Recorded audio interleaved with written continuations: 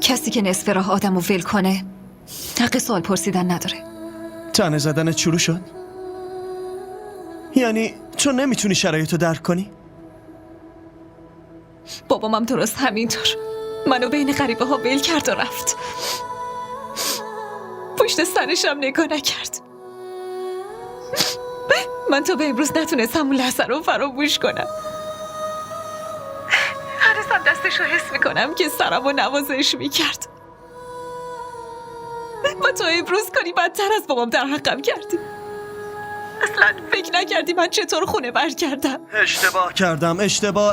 اشتباه کردم که واسه پرسیدن حالت با تماس گرفتم. حاله گله و شکایتت اصلا تمومی نداره. خب قطع کن، گوشی روی من قطع کن، خودتو توی درد سر ننداز. گوش کن چی میگم. الو، گوشی رو قطع کرد.